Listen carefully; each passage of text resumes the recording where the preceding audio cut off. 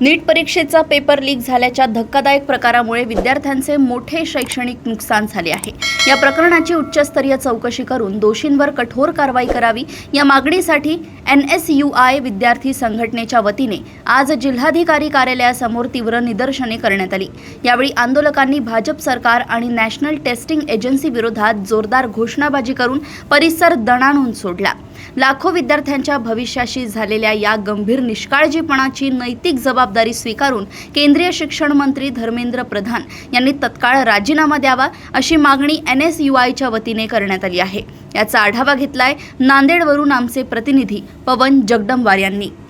प्रवेशासाठी महत्त्वाची समजले जाणारी नीट परीक्षा नुकतीच रद्द करण्यात आलेली आहे। यामुळे भारतातील जवळपास 23 लाख विद्यार्थ्यांचं भविष्य टांगणीला लागलेलं आहे। आज नांदेडच्या जिल्हाधिकारी कार्यालयासमोर NSUI या विद्यार्थी संघटनेच्या वतीनं भाजप सरकारच्या विरोधामध्ये आंदोलन करण्यात येत आहे। नेमक्या त्यांच्या काय मागण्या आहेत हे आपण जाणून घेणार आहोत। नीट परीक्षा रद्द करण्यात आलेली आहे। सर्वसामान्य गोरगरीब कुटुंबातील जे विद्यार्थी आहेत त्यांचे मायबाप लाखो रुपये खर्च करून विद्यार्थ्यांना नीटची तयारी करायला लावतात।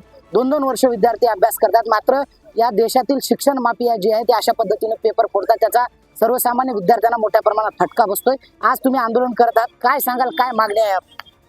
आमची वारंवार होणाऱ्या पेपर लीक वरती वारंवार आम्ही आंदोलन करून NSUIच्या माध्यमातून सरकारला जाग आणण्याचा प्रयत्न करत असतो, पण सरकार यावर गंभीर नसल्यामुळं हे पेपर लीकचे प्रकरण होत आहेत।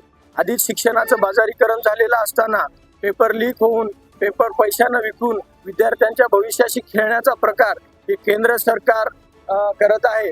आणि आमची मागणी आहे की सर्वप्रथम नीट UG 2026चा जो पेपर लीक झालेला आहे याची उच्चस्तरीय चौकशी करून त्यामागे जो कोणी आरोपी आहे त्याला तात्काळ निलंबित करावं आणि NTA ला बॅन करून त्याचं जे काय नियोजन आहे ते CBIच्या हातामध्ये देऊन CBSEच्या हातामध्ये देऊन त्याची NTA ची CBI चौकशी करण्यात यावी। आणि धर्मेंद्र प्रधान यांनी याची नैतिक जबाबदारी स्वीकारून तात्काळ राजीनामा द्यावा।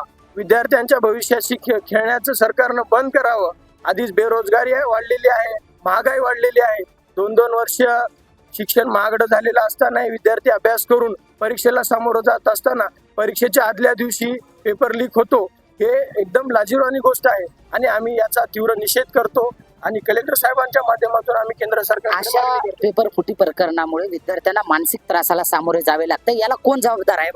नक्कीच सरकार जबाबदार आहे आणि याची नैतिक जबाबदारी स्वीकारून धर्मेंद्र प्रधान यांनी राजीनामा दिला पाहिजे। NTA पारदर्शकपणे कारभार केला असता तर पेपर लीकचे प्रकरण झालेच नसते।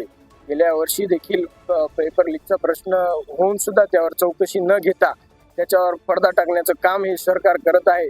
मोदी सरकार हे भ्रष्ट आहेच, पण त्यातल्या त्यात विद्यार्थ्यांच्या भविष्याशी खेळणं बंद करून त्यांना न्याय द्यावा आणि तात्काळ त्या परीक्षेचं वेळापत्रक जाहीर करावं। मेन गुन्हेगाराला सोडून दुसऱ्यांना पकडून फक्त वेळ वाया घालवत आहे असं माझं म्हणणं आहे। आणि शासनाला माहिती आहे NTA जबाबदार आहे, तरी आजपर्यंत NTAची चौकशी आणि NTAवर कारवाई का झाली नाही ही आमचा प्रश्न सरकारला आहे। आणि वारंवार ही गोष्टी बंद होण्यासाठी जो कोणी आहे त्याच्यावर लगेच कारवाई झाली असती तर आज हे प्रकरण झालं नसतं। एकंदरीत याला जे कोणी जबाबदार आहेत त्याच्यावर कठोर कारवाई झाली पाहिजे आणि NTA कडचा जो NTA जी परीक्षा घेते त्यांच्याकडनं या परीक्षा घेण्यात येऊ नये यापुढे अशी सुद्धा मागणी या ठिकाणी NSUIच्या वतीनं करण्यात आलेली आहे। कॅमेरामॅन दीपक सोबत मी पवन जगदंबार, देशोन्नती, नांदेड।